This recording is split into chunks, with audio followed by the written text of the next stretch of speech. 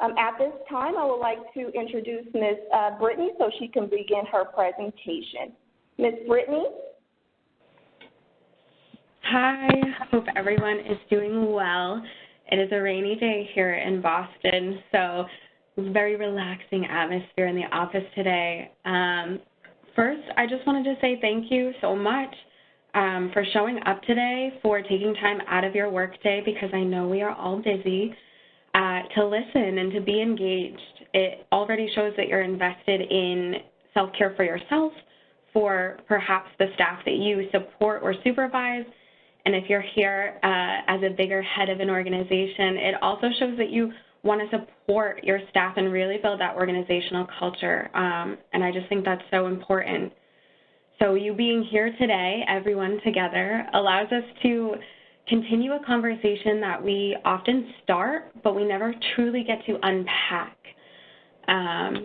So before delving into all of the really good, juicy stuff that we have today, I thought we could start with an icebreaker. So we're going to be talking a lot about stress and self-care today, and so it makes sense to have you think about some stressful situations. So we'll be doing a poll here. Which would you rather avoid, sitting in traffic or being stuck behind somebody incredibly slow at the grocery store? And you are definitely in a hurry in both situations.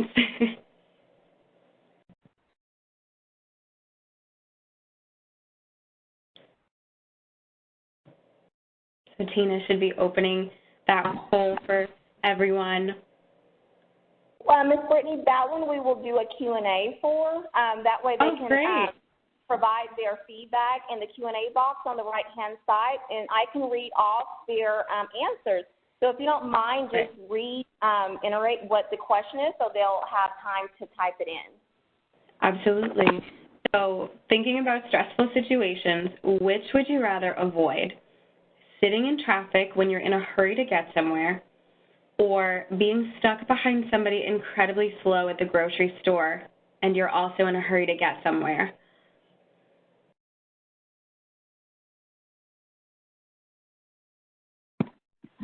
We have here, sitting in traffic. That was from West Virginia.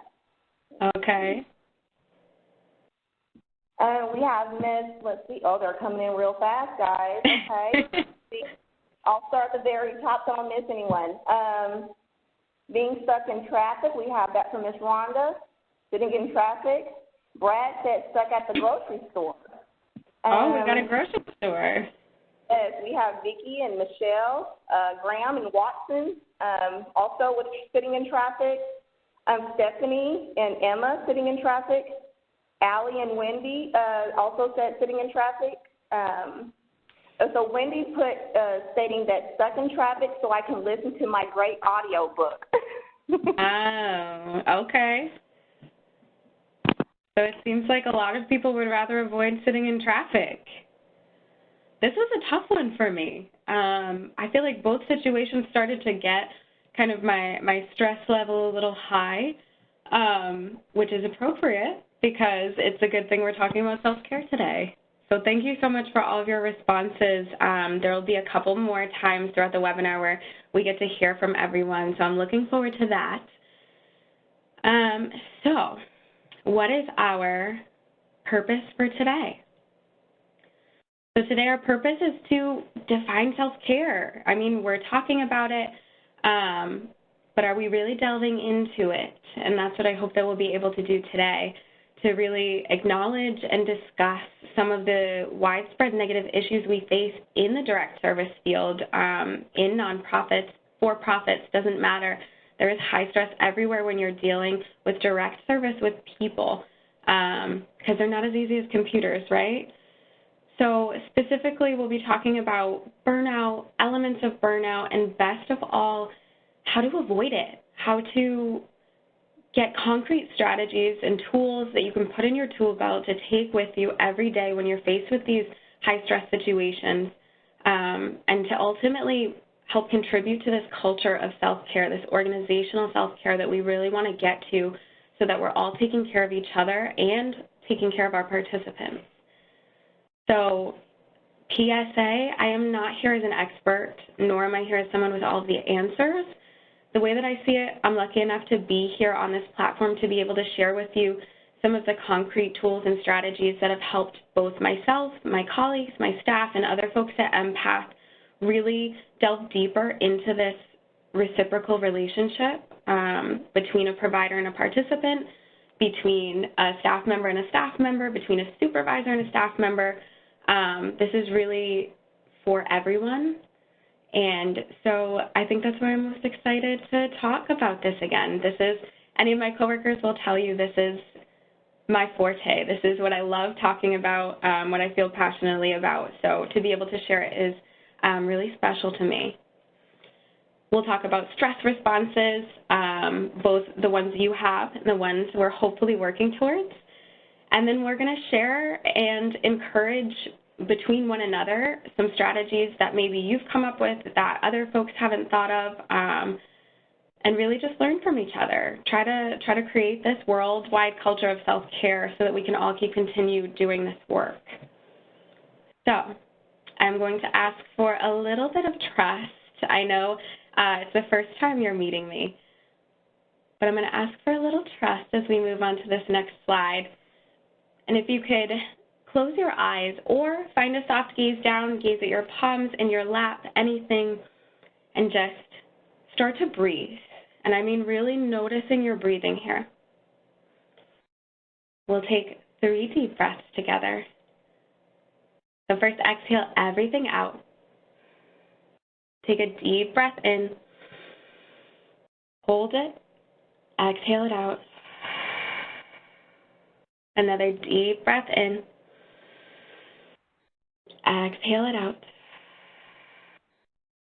A third deep breath in. And exhale, let it go. You can blink your eyes open. So I know that it seems hokey, and there are probably folks thinking, are we going to start burning sage? What did I really sign up for? What are we getting into today? And I hear you, and hear me out, that breathing has been scientifically shown to relax your autonomic nervous system. So it controls everything in your body. It controls your fight or flight reflexes. It also controls your rest and digest reflexes. So the more that we're able to breathe and get our body to that rest and digest state, the better we're going to be at co-regulating, which we will get to, and really having those fruitful conversations even in times of crisis. At EMPath, we talk about building scaffolding for our participants and in their lives in order to set them up for success. Self-care is that scaffolding for us and for them that allows us to continue to support families through difficult times and allows us to support ourselves and our colleagues to continue doing this work, doing it well, and making sure that we're not taking it home with us, right? So that we can keep coming back refreshed every day and continue to do this work and show up as our best selves. So we've already talked about self-care, mentioned that buzzword a couple of times now. So what exactly is self-care? I think it has a lot to do with this wonderful definition of the practice of taking action to preserve or improve one's own health. So let's pause here for a moment. Of taking action to preserve. In this way, self-care really is self-preservation. It is necessary to continue to keep bringing your best self forward. And it's also, as the slide indicates, the practice of taking an active role in promoting one's own well-being and happiness, in particular during periods of stress.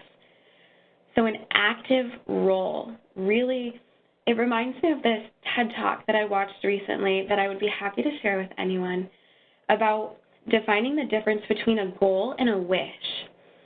A wish being something that you hope for and you know, it would be really great if it happened, and a goal being something that you're actually putting action into, that you are working towards, putting in that hard work.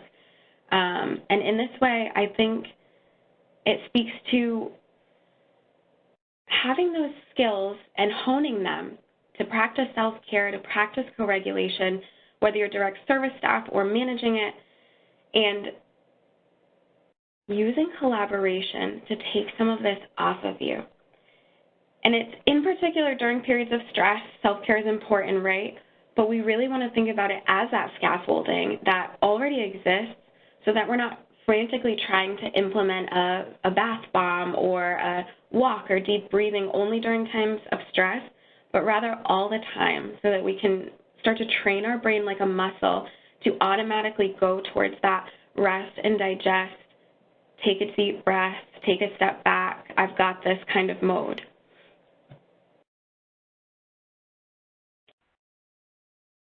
So this is a quote from Aldous Huxley. There's only one corner of the universe you can be certain of improving, and that's your own self. So just one corner that you have control over improving, and that is your own self.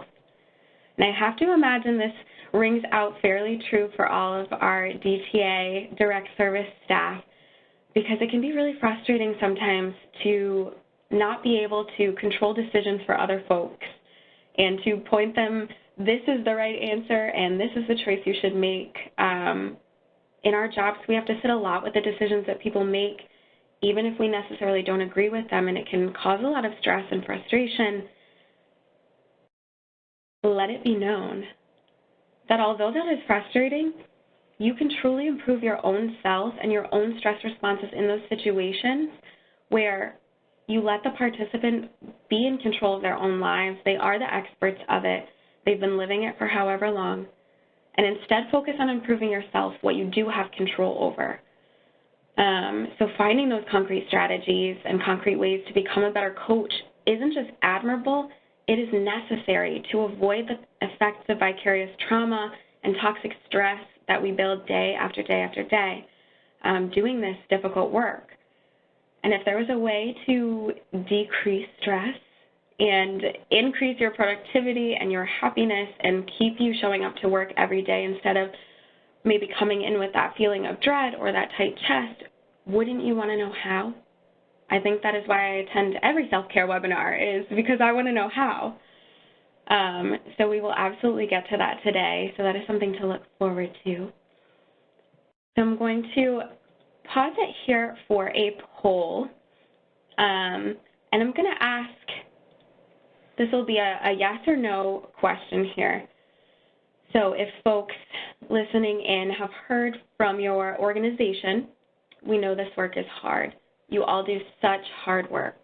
From your friends and your family, I don't know how you do it. That must be very difficult, similar things to that. And everywhere, we should all practice more self-care. Self-care is so important. So yes, if you've heard these things before, and a no if nobody ever talks about self-care and nobody really acknowledges how hard the work is that you do, because that exists too.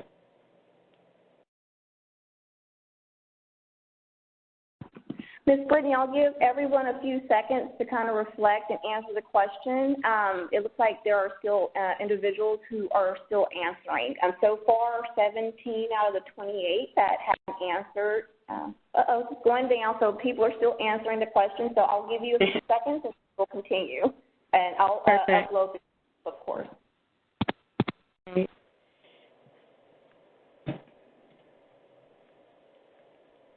Thank you all so much for continuing to answer. I think it would make no sense if a webinar like this did not have responses from folks. We're trying to have a conversation here. It's a little hard with so many people on a webinar, but we really are trying to start this conversation, so your responses mean a lot.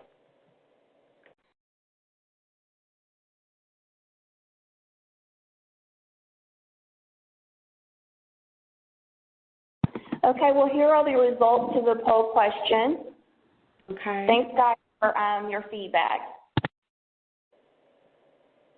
Great. So it looks like more people than not have heard this in one facet or another, maybe from your organization, your friends, your family, when you told them you were going to go into the type of work that you're in. And it looks like we do have a no. So hopefully you can participate in that conversation today to really acknowledge and hear that this work is hard. And you don't have to be a saint to do it, right? And you don't have to be a Mother Teresa. It's more, you want to help, we are looking for ways to help, and we need to protect ourselves in the process. So how do we do that? So thank you all so much for that, for giving me a little bit of insight here. So hearing this from organizations, friends, family, it's great because we want to acknowledge that this work is hard, but then it's never really unpacked. So like that box that sits in your house, and every time you move, you have to bring it with you. It's full of stuff you don't use. It's just kind of sitting there. You think, I really should do something about that box, but then you just kind of don't. So acknowledging it and calling it what it is out in the open is important, but it's also important that we do something about that, that we put action into it to make it a goal and not just a wish. So not unpacking this conversation leaves you to know that you should practice self-care and that it's important, but telling yourself that there's really no way, there's no time, I just got to keep moving. So, surprise, much like poverty is cyclical, the act of not practicing self-care is cyclical. You end up having no time, right? So you're busy, you're stressed, you tell yourself you have no time, and so you put no effort into practicing self-care. This no time then results in more stress. And when you have more stress, your need for self-care grows. Your need to take care of yourself to preserve. And as your stress increases and your time decreases, that lack of time leads to burnout. And I know this is a term we have likely all heard before. It's kind of another one of those things that we never unpack. We know that burnout's bad. We know we don't want to ever be burnt out. And there are probably some of us on this webinar call who have felt burnt out before, or currently feel burnt out, or are headed towards burnout. So how do we talk about that and put action into it? So burnout. It's another term we don't really unpack. So what does burnout really mean? It was coined in the 1970s, so it's been around quite some time, to describe what happens when a practitioner becomes increasingly inoperative. So pause on that word for a moment. Inoperative. That is ceasing to work, to not function. That's pretty heavy. That's pretty heavy, especially if this is your full-time job. So burnout is comprised of a lot of different things. It's a combination of exhaustion, of perceived inefficacy, not feeling like you make a difference at your job day to day. And then it's also cynicism. This piece, it's pervasive and it's all encompassing, and it starts to full on drain you, right? And so while it is encompassing and it is pervasive, I really want to stress that burnout is not inevitable, and that's a dialogue we need to change. It is not that every person in direct service and social service ends up becoming burnt out eventually, that it's going to happen one day and it's looming there and you're not really sure when. There is hope, and there are strategies that we can employ in the now, in the present, to avoid burnout altogether. And if there was a way to do that, I'm quite sure that folks would want to do that, right? To stay in this work, to keep making a difference. So part of this cynicism that exists in burnout has a little more of a technical term as well. So it can also be known as vicarious trauma, where you are hearing traumas of abusive systems, of traumatic life events that have taken place with your participants, and it starts to shift your worldview. This continuous exposure to the trauma that the folks that you're serving have experienced can result in a whole range of negative consequences.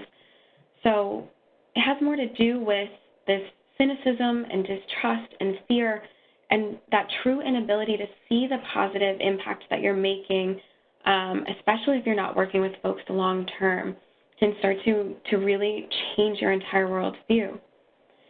So you're starting to experience burnout. This vicarious trauma is seeping in, that cynicism, and you're left feeling kind of like this, right?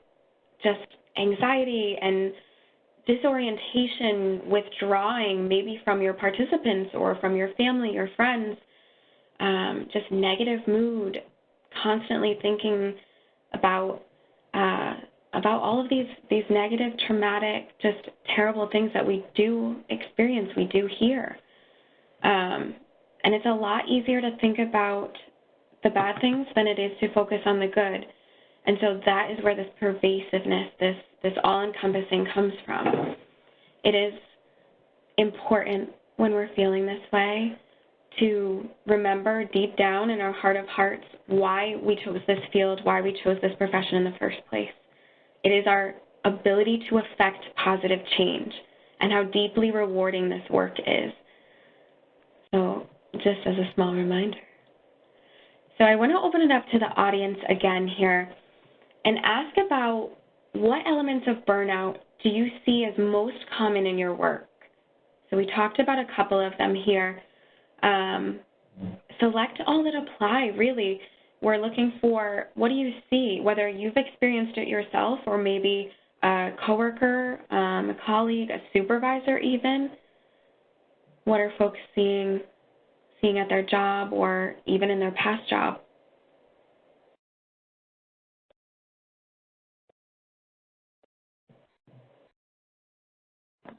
And again, guys, you can answer more than one answer for this. So it's not just one answer. So if it's more than one, select it. Yeah.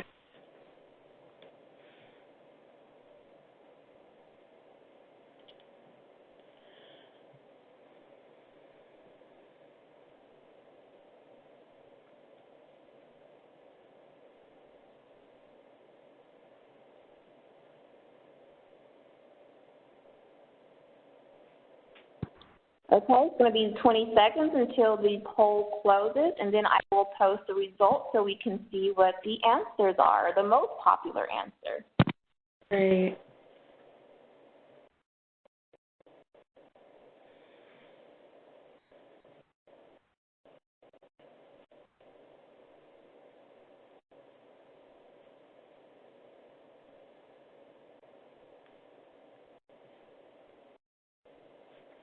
Okay, so we have some results here. Looks like by a decent margin, irritability is one of the biggest elements of burnout that you're seeing as most common in your work, followed by exhaustion, right? Just that deep bone exhaustion, compassion fatigue, trouble sleeping, vicarious trauma, all pretty similar results. Yeah, so that irritability piece, that cynicism, that, like this doesn't matter, and you start to almost think the worst of people.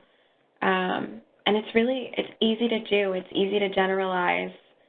And I think that irritability, oh gosh, it's definitely such a big piece of burnout.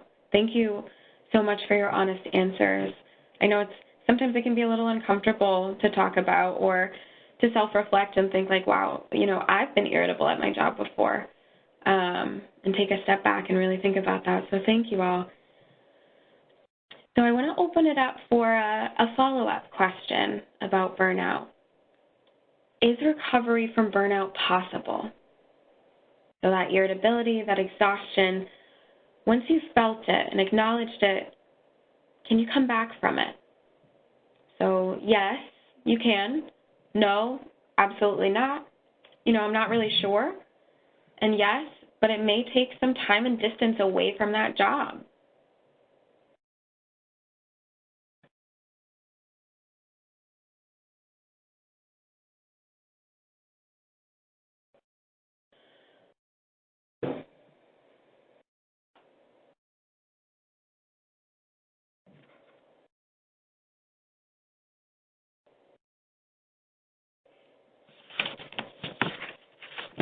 Okay, we're going to have about 15 seconds left, and the poll results will post.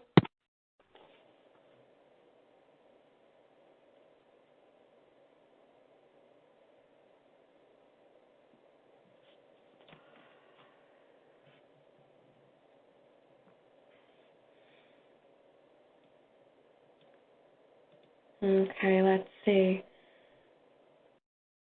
Okay, so it seems like majority of folks actually believe that recovery from burnout is possible. That's amazing. Usually we see a lot more no, and I'm seeing 0 no's here. Close second, about 4 votes off. Close second is yes, but it may take some time away from the job.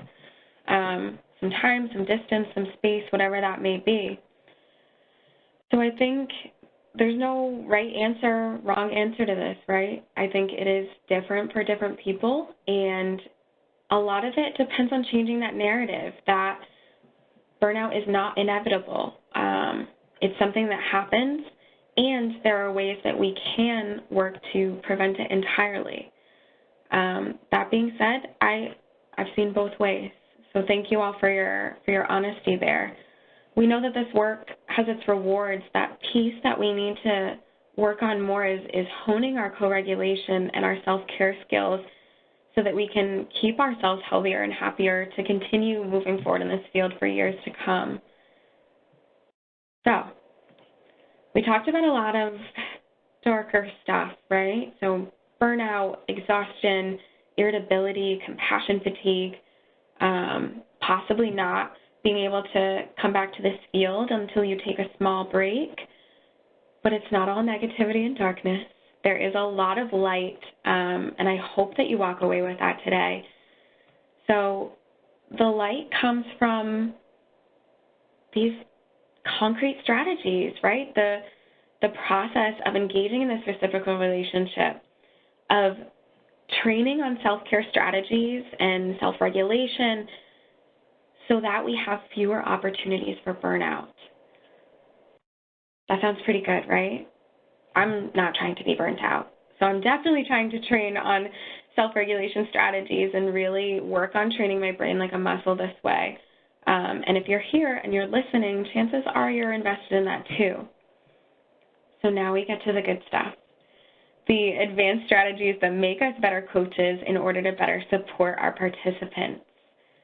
So you may have seen these two terms before, and it is completely okay if you haven't. I know that we've been referencing them throughout, so it's good to have a formal definition of them.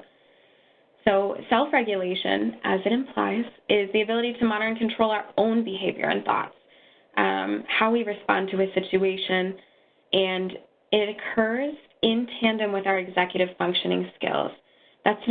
Executive functioning skills aren't something that we delve into in this particular webinar, but I am more than happy to geek out with anybody about that brain science, and I'm sure anyone at EMPath would be open to that as well. So if you have a question about that, you've never heard that before, jot it down. Let's be sure to chat after. But they occur together, and as such, when we work on our self-regulation, we're able to better co-regulate. So co-regulation is that reciprocal relationship, how we adjust our physical and emotional responses when we're in a social context.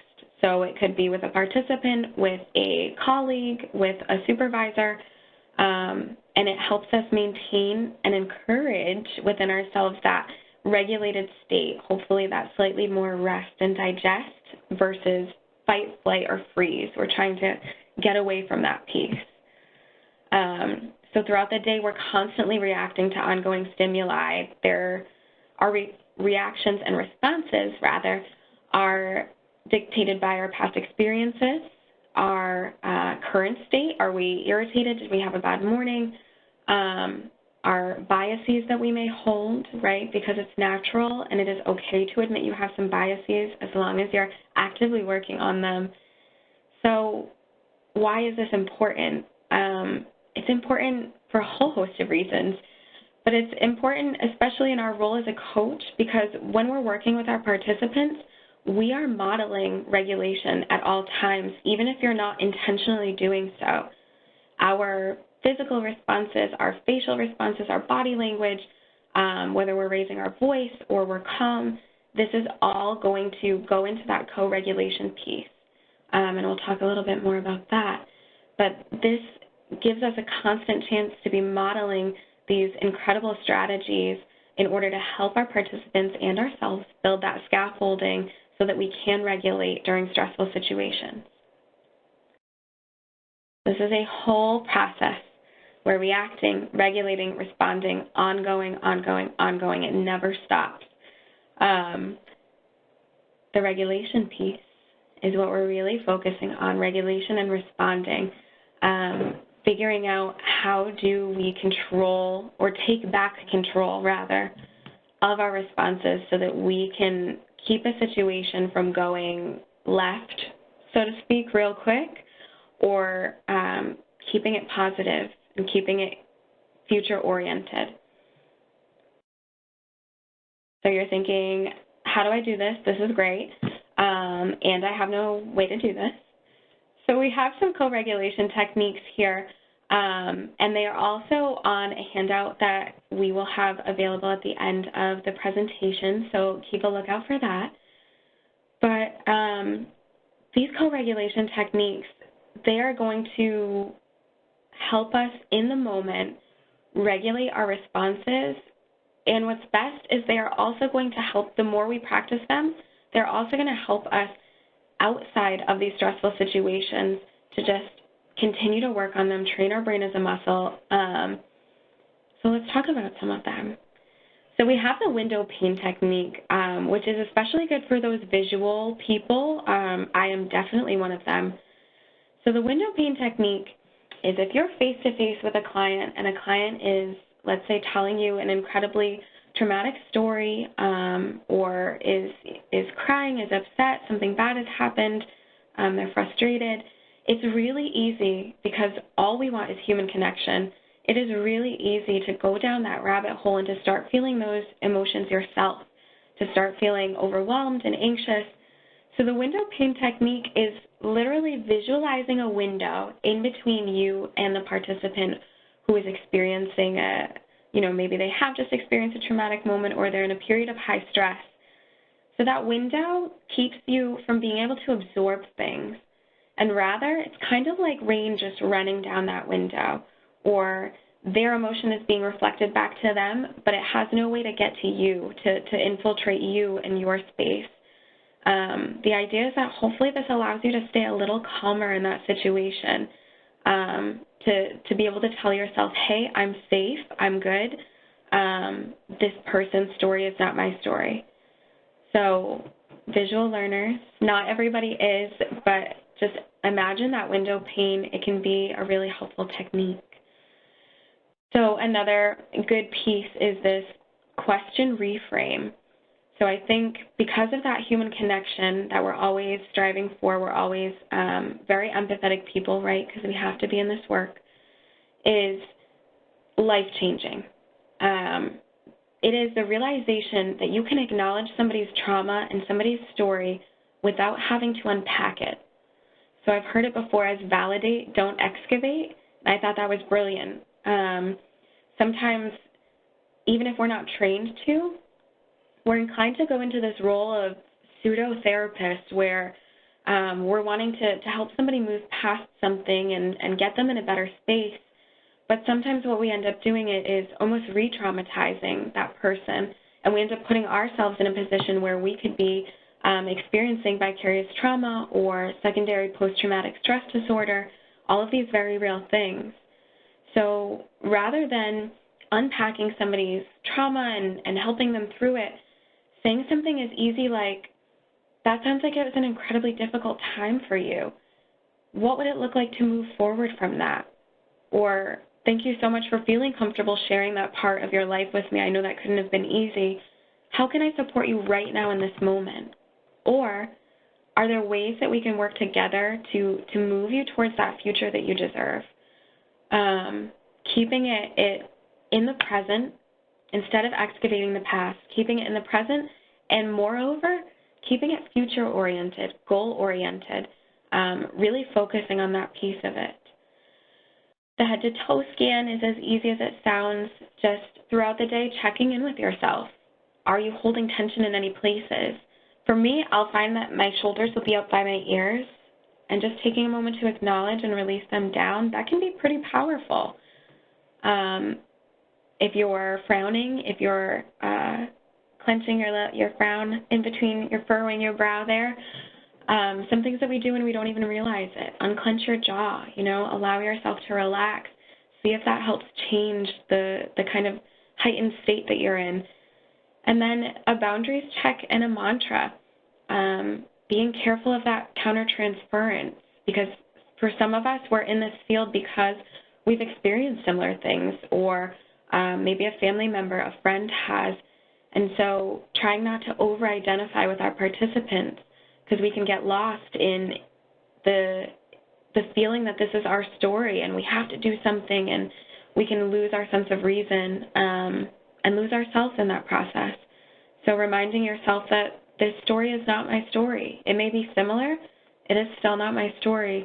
And this crisis is not my crisis. It's very different than saying, I'm not going to help this person through their crisis. It's just this person's experiencing a crisis, and I can validate that, right? Going back to the question reframe, I can validate that. And I don't need to excavate it, and I don't need to share my story because this is not my story. So a lot of tangible techniques that you can use both during and outside of stress situations. Self and co-regulation are so important because we're really modeling at all times. If we model reacting to stressful situations in a calm way, we are more likely to see our participants react in that same calm way. If they're heightened and we become heightened in response, that's a whole nother ball game. Then you have two heightened people trying to accomplish a goal that will likely not be accomplished because of the state that you're both in. So working to stay calm, stay neutral, even if you're not calm inside, if you're screaming, kind of fake it till you make it. You are training your brain to understand that, hey, when I imagine a window pane in front of me, we are safe, we're okay. When you take a deep breath in, as we did in the beginning, and exhale it out, and just, even for 2 minutes, become aware of your breath, that makes a huge difference in your body, even if it seems hokey. It really does. You're telling your brain, it is all right. Get us out of that fight, flight, or freeze reflex. Take us into the rest and digest so we can move forward. So there is going to be a self-care plan that has all of these strategies on it. It's really a great way to reflect, to sit and think, how do I normally respond to stress? What are some strategies that I can try? And really coming up with a plan or a goal, right, to move forward and be invested in your self-care for you and your participants, rather than just wish that you could practice self-care. So I think Tina is going to make that available for download if you didn't have a chance to already. Yes, I will make this available to download. Once you'll see the link, just go ahead and right-click on it. 1 second.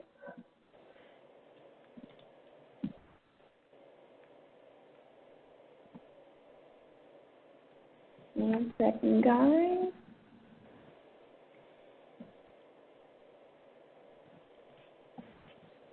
Should be popping up here shortly. Do you guys see it?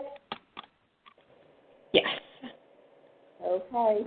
You see that link there? Just right-click it. That way you guys can go ahead and save it to your own file or desktop or however. And Ms. Brittany, just let me know if you're ready to move on and remove the screen. Great. Yes, please download this plan.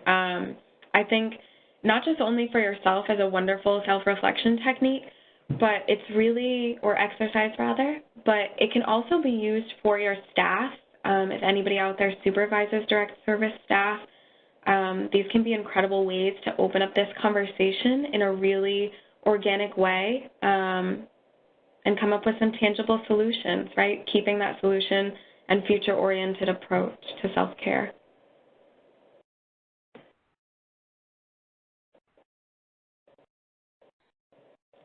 Ms. Brittany, I can also have this available for them at the end as well with the other handout. So I will go ahead. That would be great. Okay. Perfect. Thank you so much, Tina. There will be a lot of good stuff at the end that you'll have the chance to take, to really walk away with something tangible that you can work through and talk with and keep the conversation going. That way we can continue to unpack it. So our last co-regulation strategy talked about boundaries, so we definitely will touch on that for a moment. I won't belabor it, but boundaries are incredibly important, not just only to avoid that transference, but to keep yourself safe and to avoid overextending and over-identifying, to make sure that you are in a space where you're able to collaborate in a really organic and, well, collaborative way, right? So I want to open it up to folks again. I'm going to ask for your input. So talking about boundaries, what are some of the professional boundaries that you hold? So not talking about company set boundaries like you can't drive people in your car or things like that, though those are important, but rather let's think about boundaries in a little bit of a different way and think of them as things that you hold and that you put in place on your day-to-day to keep yourself safe from overextending and overinvesting. So what are some things that you put in place to keep yourself safe from overextending?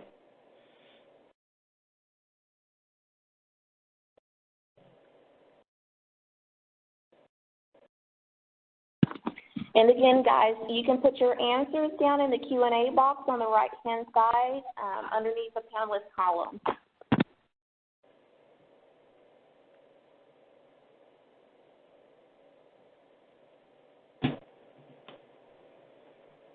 And there's no right or wrong answer here, so I appreciate any and all sharing.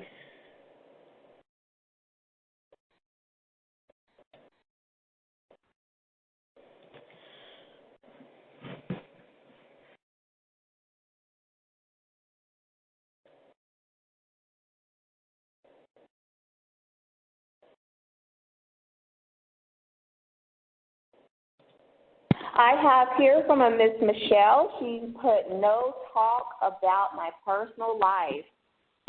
Okay. That's a great one. Yeah, I hear that. Maybe not sharing if you have kids, if you're married, where you went on vacation, different things like that to keep you safe.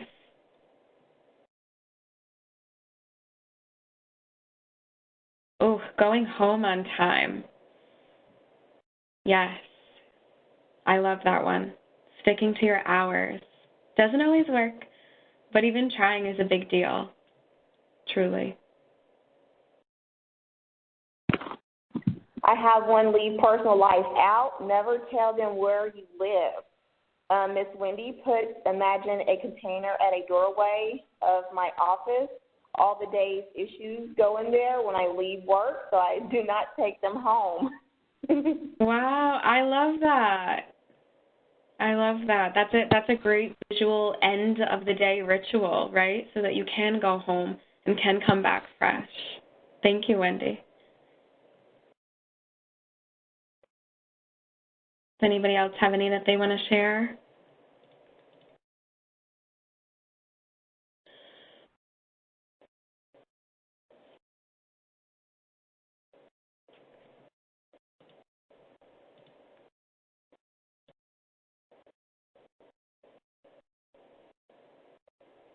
Well, boundaries are a pretty personal thing, so I understand the keeping them close to your chest.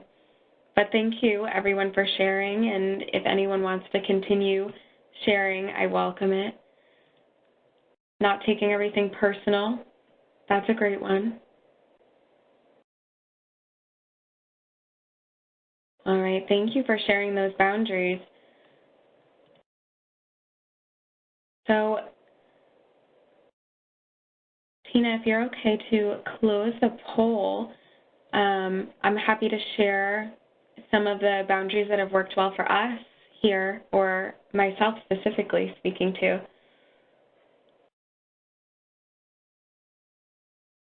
So something really important to me is I don't know if everyone uses their Outlook calendar, but I use mine kind of like a Bible. So I set up a standing lunch meeting every day, 12 to 1. Sometimes it needs to get moved, right? We always have to be flexible. But I set up a standing invite every day that says lunch, and then it says no meetings underneath it. For a while, there was a little bit of a culture where folks were setting up lunchtime meetings, and that's not something that speaks to my spirit or my soul, right? So I really, luckily, work at a place where I was able to be pretty firm about that and set down my own boundaries to say, hey, this is the time that I recharge. And so, you know, lunchtime is really important to me. So could we schedule that meeting another time? Also, so some of us have work phones. Not sure if that is the case for everyone, but for me and my staff, we do have work cell phones because we're a scattered site program, so we're not always at our desks. I work 8 to 4 usually. I try, much like I think it was Michelle, I try to go home on time, and I usually schedule something right after work so that I know that I have to get to that spot and I can't leave it behind, so I have to leave work. But my work cell phone is not on outside of those hours, outside of 8 to 4. So setting that boundary very early with my staff and our participants that these are our business hours. If you need something after, we do have an emergency line, but it leads to a lot more independence and people relying on us less, and so it gets better at that collaboration piece, that economic independence, that personal independence. And then no work email on my personal phone. This is one that I will not budge on. My staff know that they are not allowed to do this because your time outside of work is your time. If you are not recharging your battery, you're going to come to work and probably not be of much use to your participants or yourself, right? And that's going to lead to burnout, which is exactly what we're trying to avoid. So this isn't an open share, but I did want to just ask folks to self-reflect on why do you hold the boundaries that you hold? Why are they important to you? And being sure you can articulate that to yourself, why they're important to you, that they're not just boundaries for the sake of boundaries. Because I think there's a spectrum of boundaries where some folks can be incredibly lenient, too lenient maybe, and some folks can actually be too strict, and we miss that human connection. We miss that piece. So just kind of opening that up, thinking about it as a spectrum. Why do you hold your boundaries? Can you speak to the intention behind them? So we talk about boundaries because they're set in an attempt to self-preserve, to take care of yourself, right? Self-care. The old saying, you can't pour from an empty glass. Put your life jacket on first. Put your oxygen mask on first. These don't come out of nowhere. They come because you need to be in a good space to be able to give and help others. You're not in a good space if you're burnt out, if you're irritable, if you're unable to see the good in the work that we're doing, right? So boundaries are a big piece of that. So we've talked a lot about recharging our batteries. So I'm going to go through a little bit of a scenario here. And Tina, I will use you and myself as an example, not because we fit these roles, but rather because I'd like to put some names to it, if that's okay with you. That is perfectly fine. Okay, great. Thank you. So for my visual folks, picture, if you will, Tina and myself, so person A, person B. We both, Tina and I, come in at 9 a.m., let's say we work 9 to 5. We come in at 9 a.m. at 100% battery. Then she and I both have 3 meetings. We have 38 to 50 long emails, 6 frantic phone calls from a participant, and then texts to answer in addition to that. Now, by 1 p.m., we're both at 40% battery. We have used a lot of our arsenal to deal with those meetings, to answer those emails, to stay positive the whole time. So inherently, we're both at 40% battery at 1 p.m. I take a full hour-long break for my lunch because it's a boundary I try to set, and I'm able to recharge my battery to 60%, right? It's not 100. Let's be real. It's not 100, but I'm back at 60%. Tina works through lunch. She has a lot to do. She thinks it'll just be better that way, and she maybe has a bite to eat here or there at her desk. So 2 p.m. rolls around. Lunch break is over. I'm at 60% battery because I took some time and I recharged, I refueled, and Tina's at 30% battery. So we both started the day at 100, and now I'm at 60 and Tina is at 30. But the day's not over. It's only 2 p.m., so we have 18 more emails to answer. We have 2 more hour-long meetings, and we get 3 more frantic texts from that same participant, even though you've already spoken to them. All of a sudden, it's 5 p.m. I leave 5 p.m. on the dot at 30% battery. Tina needs to wrap up a couple of things. She leaves around 5:30, but she's only at 10% battery. So I leave at 30, Tina leaves at 10. Now, it may seem like a silly question, but would you rather go home after work at 10% battery or at 30? Now, that might have been an easy answer. What do you think your kids, your partners, your families, your friends, your pets would rather have you at when you come home? 30% or 10%? It begs the question, how do we give our 3 p.m. participants, maybe we have participant meetings all day, how do we give our 3 p.m. participants the same self that we give our 9 a.m. participants? Because that's a real struggle too. If we come in at 100% at 9 a.m. and meet with somebody, they're getting our best self. How do we try to bring our best self to that 3 p.m. participant as well, even if our battery is a little more drained? How can we recharge to be at the best place that we can be for all of our participants, for all of our colleagues, for our families, everybody? Self-regulation, co-regulation, checking in with ourselves throughout the day, taking time for lunch. That is your lunch break, especially if you get paid lunch. Take your lunch, refuel your soul, and then breathe. Take a moment in between meetings to breathe. Maybe you picture that trash can where you can throw everything after a meeting in there or file it away for a moment so that you can start fresh for that next participant. And then, most importantly, and probably my favorite thing to talk about in all of this, is we practice unconditional positive regard. So you may or may not have heard of this very social work term, but we practice unconditional positive regard, and we practice it for ourselves, our participants, and our colleagues. It is well-rounded. So what is unconditional positive regard?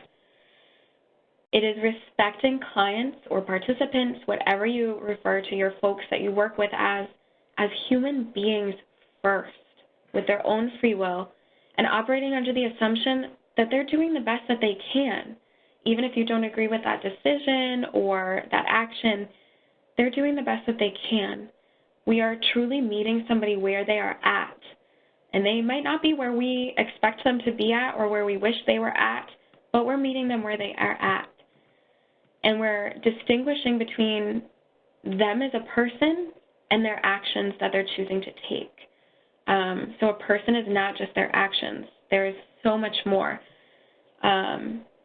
So we really hold unconditional positive regard at the very foundation of all of the work that we do with our participants, all of the interactions we have with our colleagues. This is kind of the secret sauce. This is really the secret sauce, and it may be hokey, and it works, and we have seen it work time and time again. It is the glue that holds our relationships together. So I'll give some examples of it, and I think the DTA folks will get a laugh at this. So we work a lot with our participants with their DTA benefits, their SNAP, their TAFDC or TANF, and it getting cut off or documents not being received, different things like that. So one of my favorite examples of UPR is a participant that I've been working with for at least 2 years now here in our scattered site shelter. She was previously in shelter before this, so it's been a frustrating few years for her. She's often seen as a little aggressive and a little standoffish, so I think a lot of folks write her off from the get-go, which also frustrates her. So meeting her where she's at is showing up day after day, unconditional positive regard, whether she has or hasn't done something, talking it out, figuring out how we can move forward. So I went to her house, scattered site apartment, and she had been giving me very, very short answers via text, hadn't really been acting like herself, so I knew I was walking into something of a heightened crisis state. So we sit down at the kitchen table, and she won't look at me. She's got her arms crossed, and I was like, you know, what's going on today? And she said, well, all of my stuff got cut off because you didn't fax the shelter letter to DTA. And I did fax the shelter letter to DTA, and the human part of me was ready to react, right? Because that's what we do all day, react, regulate, respond. I was ready to react and say, you have no idea if I sent that in or not. Plus, I have the confirmation page with me, right, the human in me. The social worker in me that practices unconditional positive regard as our foundation for everything said, well, I'm really sorry that your SNAP got cut off, and I'm happy to refax that over to make sure they get it, or I can go and deliver it right in person. And she said, well, you know, I don't know that you're going to do this because you clearly didn't do it before, and she's continuing down this rabbit hole. So I let her say her piece. I validated that it is incredibly frustrating to have to keep trying to put your benefits on if they're not receiving documentation. And then through the course of this, I did not get upset with her. I didn't challenge her. I let her vent, and I tried to keep it forward moving. And it turned out that she was most upset that she looked like what she referred to as a deadbeat mom. She said, I feel like I can't provide for my daughter, and that feels really bad. And that is the whole reasoning behind why I'm reacting the way that I am. And for her to be able to come to that, to self-reflect, and to share that piece, that is monumental. And that conversation could have gone incredibly differently had I said, well, if you're just going to assume that I don't do my job, then what am I even doing here? You know? Or if I would have had that thought at all. Instead, I sat, I listened, I validated, and I still work with her to this day. And if bad things happen, if things go left, UPR is what we come back to, and it works every single time. So I hope that that speaks to you. I think it's really easy to react as a human being because we are. And so when somebody's coming at you in a heightened state, they're yelling at you, your inclination is to get loud to match them, to prove your point, to get your voice heard. And I think instead of shaming or reacting negatively, I think taking a step back, avoiding that cynicism on both ends, right, that there's bad or lazy people in the same way that there's bad systems. We don't want either of those things to be true. We don't want to perpetuate either of those. So how do we meet cynicism with validation and regulation and move both of us forward? Asking with genuine curiosity instead of, well, why didn't you turn in the paper yourself? Or, well, why didn't you do this? Or you were supposed to do this. How about what got in the way of you accomplishing that? Is there a way, is there something that we can put in place to make sure that you're able to do it next time? Was the issue transportation? Let's get you a T-Pass. Was, you know, working on that solutions-oriented mindset and staying calm, staying regulated, so that you're able to have that positive relationship even if somebody is incredibly irate about whatever it is that they're irate about. Because they are valid for feeling the way that they are, and we have goals, we need to move forward, and we need to do it together. So how can we show that we are on our participants' side and that we are both working towards the same goal? And it starts with that co-regulation. So a big piece of unconditional positive regard is your consistency. So the ability to move mountains with that consistency, showing up day after day, week after week, even if your last interaction was a bad one or ended on a bad note. So often we hear our participants say that we are the only thing that's consistent in their lives or the only thing that's guaranteed. So they know we're going to keep showing up week after week, and even when they treat us not so well. So when people have that chance to reflect, that is executive functioning skills. That is everything coming together when they can say, hey, this is why I'm upset. Let me articulate it to you. That's a win in itself. And it's a win that comes from utilizing these concrete coaching strategies, strengthening your abilities as a coach.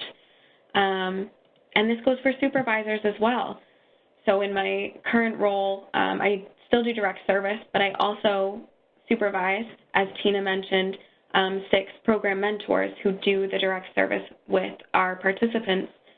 And I have found that all of these things are not specific to poor people. They are not specific to homeless folks. They are universal, and that's why they're the foundation. Unconditional positive regard works with your staff, maybe when they haven't met a deadline, figuring out, hey, what got in the way of that? Is there a way I can support you to meet that deadline next time? And then for ourselves, how many times have you caught yourself tearing your own self down? It is terrible, and we do it all of the time. So how do we practice unconditional positive regard with ourselves, too, to really kind of internalize it and then spread it out in a really positive way? So, yeah, that's what I have to say about UPR. We're always striving to make others' lives better, and that's extremely valiant. And it's going to be increasingly more difficult if we don't give our own selves a break and allow our participants that same break sometimes. So what we're hoping to do with all of this is to balance our stresses with our coping skills. Sometimes the scale looks like this. Sometimes it looks a little more even. But we don't want the stresses to weigh us down, right? We don't want them to take over. We want to employ all of these strategies to neutralize these stresses either in the moment or before they happen, which is a huge part of getting people and scaffolding in place to move people forward and not just in crisis all of the time. So some things to keep in mind. This is different for every person. Maybe the window pane technique, you were like, I am not going to visualize a window pane, but the head-to-toe body scan really spoke to you. You relaxed your shoulders. You noticed the way that you were sitting.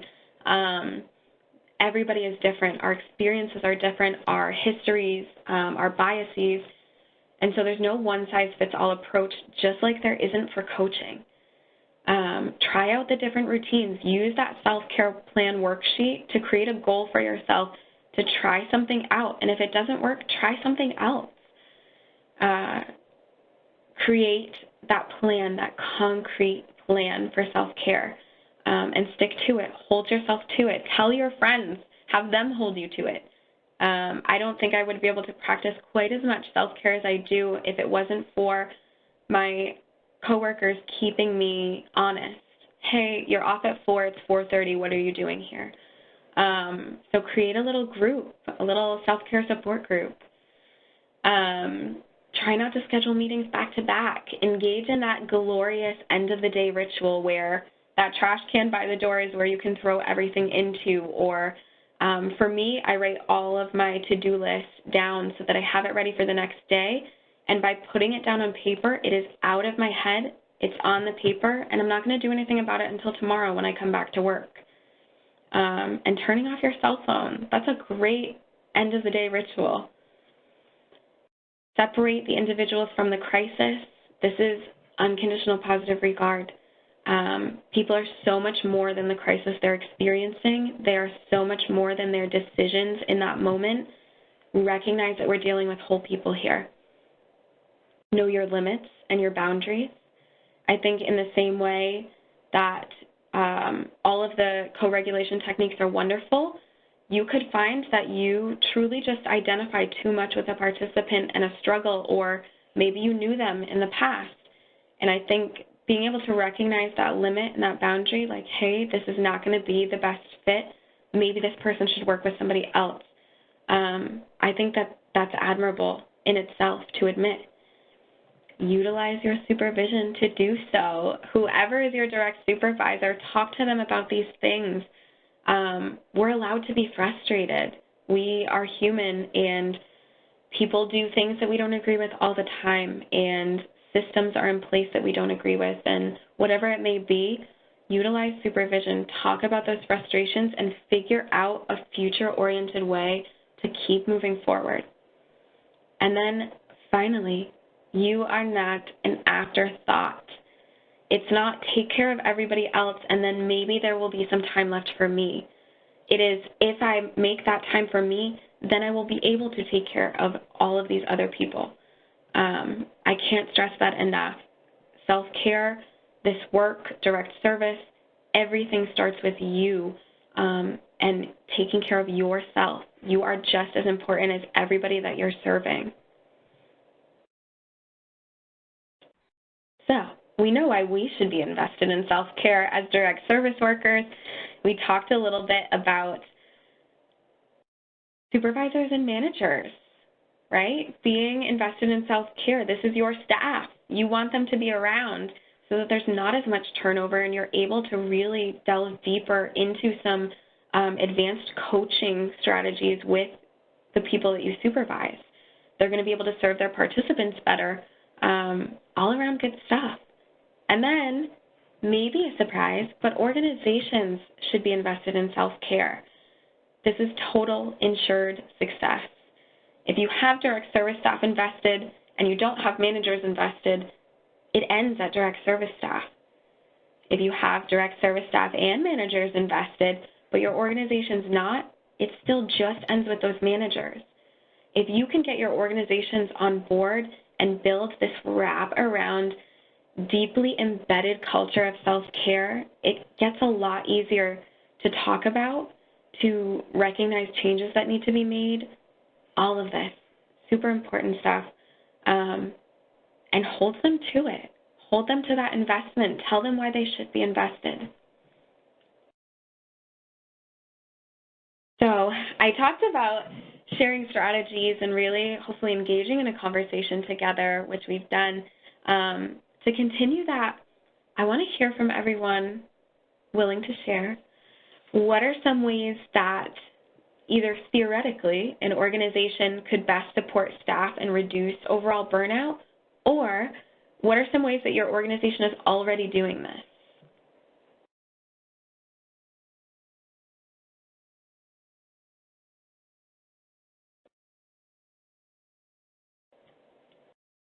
I believe it's going to be that Q&A box. Correct me if I'm wrong, Tina. Yes, you're correct, and I'll read the responses that we get. Perfect. So either ways that you would like your organization to better support self-care, or ways that you've already implemented to do this, whether with your staff or yourself, your organization. Just looking to pick everyone's brains so we can take all the best stuff and present it as a plan.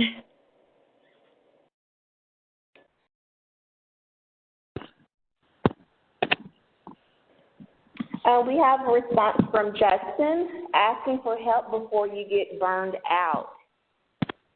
Absolutely. I love that. Sometimes I feel like we're asking for help when we're already burnt out, right? And there are ways to prevent that. Supervisors can help. You yourself can help. I love that. being honest. Deborah has communicate clearly to staff to avoid confusion and frustration. Okay. Absolutely. Sometimes we can be a little vague, or there's some gray areas that can cause frustration and over time lead to that burnout. I think great communication, it kind of goes to what Justin's talking about as well, right? Communicating. I have another one here. Set the expectation that everyone steps away for an hour, even if they don't eat lunch. I have another one. Make sure all staff take breaks or lunch time to approve leave if available and feasible. We are utilizing peer-nominated support awards at our statewide. The awards focus on staff who utilize excellent coaching skills. I love all that. Yeah, because, I mean, it's a good point to take a break, even if you're not eating lunch, to go for a walk, or that you don't assume that if somebody's not eating lunch, that means that you can talk to them or you can ask them a work question. That's a great organization-wide culture piece that can definitely be changed. I have another one from Charlie with just listening to staff without judging or feeling they are being insubordinate, or a break or meeting together, different styles of luncheon. Okay. Yeah, I think, Charlie, that you bring up a great point that, I spoke about utilizing supervision, but sometimes maybe you don't feel like you can utilize that supervision space, that it's going to look a certain way if you complain about a participant or something that's going wrong at work. So I think coming together as managers and really allowing our staff to vent and to hold them to that future-oriented mindset as well. How do we do that better? And then Wendy mentioned utilizing peer-nominated support awards. That is incredibly cool, and here at our congregate shelter, we've actually been doing that too. So I love to hear that. I think people, they're human, and whatever we're motivated by, it still feels really good to be recognized. So that's incredible. Any other suggestions or ways that you're employing self-care already?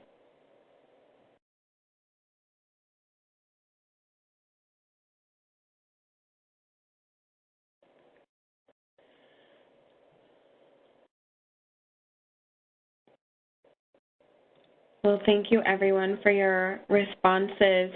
In an ideal world, I would love to see folks come together, organizations come together, and kind of talk about this more often. So I think all of this is a great start to that, to speaking to why self-care is important and being intentional about investing in that for yourself, staff, your organization. So I touched a little bit on ways that EMPath, we're also doing a similar peer-nominated award, and we have a couple of formal ones through our HR. But moving towards that organization-wide self-care, you can take baby steps, you can take monumental leaps. Some things take longer to change than others. So what we have here at EMPath is the Working on Wellness Committee. Surprise, I head that committee. We originally obtained a grant from the state. It's no longer available, but we did this awesome program where we were able to get a grant to basically write self-care and wellness into our budget, into our organization. And so we formed a committee. We did a couple of walking challenges, so steps challenge. We had a self-care challenge. We do smoothie days where people can just come and sit and have a break, talking about that different style of luncheon that Charlie mentioned, just enjoying each other's company, giving out prizes, awards, all of that. So now it's written into our budget. The grant has long since passed. but in our HR budget, we have intentionally and specifically written in money to be able to hold some of these events. And to be honest, a lot of them don't cost a lot of money. Our smoothie day cost about $35. It can be small things, and it means a lot to folks. We also have another committee known as the PEP committee, so promoting employee positivity. Funny enough, I was telling Tina beforehand, we actually have a PEP event going on above me in our main building where it was planned for outside, but as I said, it's a rainy day in Boston. We have a movie showing right now, and it's during the workday where people can take, 2 hours, 3 hours, and just hang out with each other, breathe. We try to do it once a season. There are games in our cafeteria right now, board games that folks are playing, and they have raffles, different things like that. So that the PEP committee does have a budget. So I will mention that it's more than the wellness committee, so that might be a little harder to implement, but even small things, take an hour, set up a game day where folks can bring in their games, hang out, and enjoy each other as people as well as colleagues. And then we have a little thing called Unity Block. It is 30-minute incentivized learning sessions, that's what we're calling them, prior to my team's weekly team meeting. So 6 program mentors, myself, and sometimes our AVP will meet for 30 minutes before team meeting where we've done a variety of topics. We did some yoga videos. We tried different forms of meditation, talked about chakras, which may not be everybody's thing, right? But what it did do was gave us a chance to come together where for 30 prescribed minutes we are not talking about work.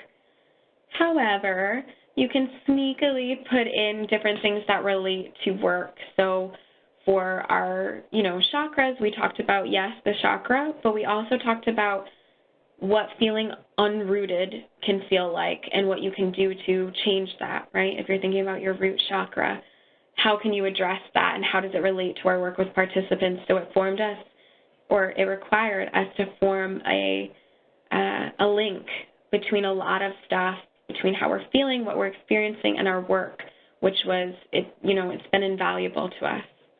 So a lot of different options, and I'm sure there's more out there. Keep the ideas flowing between us so we can all figure out how do we do this best and how do we keep doing it.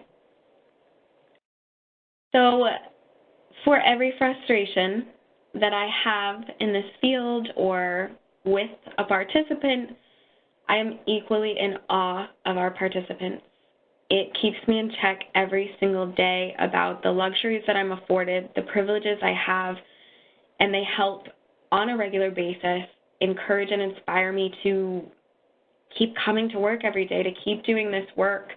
Because even after so much experience with trauma, with violence, with the effects of poverty, homelessness, they show up day after day, smiling, telling me how they got through something, being excited about learning new skills, sharing their experiences with me so that we can have that reciprocal relationship. It is truly incredible.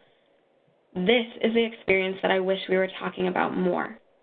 So I'm going to show you a term because we talked about vicarious trauma, kind of that darker side of burnout, and this was a term that I'd never heard before. So I offer it to you here, vicarious resilience. And I did not make this up. This is a real term. It is a process of learning about overcoming adversity with a trauma survivor and the resulting positive transformation and empowerment experience through witnessing the survivor's empathy and their ability to keep moving forward. I mean, this is huge. This is huge. It shows in itself we do not need to be just experiencers of vicarious trauma or of burnout, that we can be incredible coaches, we can make a difference, and we can experience vicarious resilience. That same feeling of, hey, so-and-so experienced all of these terrible things and they're still pushing through and they are incredible. I can do that too. Or just sit in awe even of them. another TED Talk by Laura Vandernoot-Lipsky, if you've ever seen it, and I'd be happy to share it. She's done direct service for a few decades, and she talks about how our capacity to be present, just simply be present, has the ability to transform trauma for both the participant and ourselves. It can result in being able to continue in this field, to take care of others, to metabolize that trauma that we hear about or we experience, and turn it into something beautiful to contribute into our own awakenings and to help bring us up and out of what she calls the narrow, dark places. And that really is what burnout is. It's a narrow, dark place. You cannot be present if you are burnt out. I believe that to be a fact. So, couldn't do a presentation about self-care without Audre Lorde. Caring for myself is not self-indulgence. It is self-preservation, and that is an act of political warfare. Everyone in this room, I encourage you to continue your self-care, your self-preservation, equally as I encourage you to lift up all of those who need more of a hand with this. There are some coworkers who I check in with more often in order to kind of keep them accountable for that self-care. Same with participants. We all need to be mutually invested here because none of us exist in a vacuum and energy is easily transferred. So I don't know what I would be able to do without all the folks that keep me honest and keep me to my schedule and make sure I leave on time and allow me to do the same for them. So my hope is that we can build up everyone around us and move up and out of those narrow, dark places. So thank you all.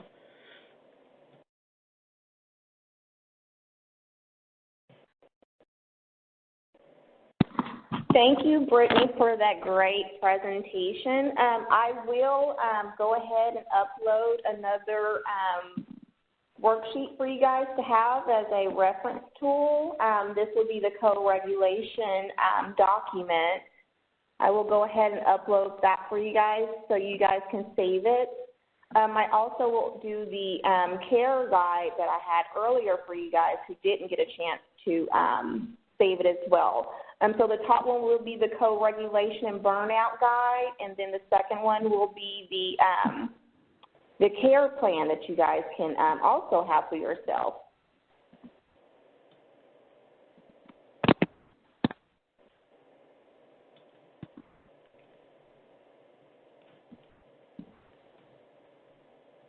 And also, here are some references that Ms. Brittani mentioned in her presentation as well.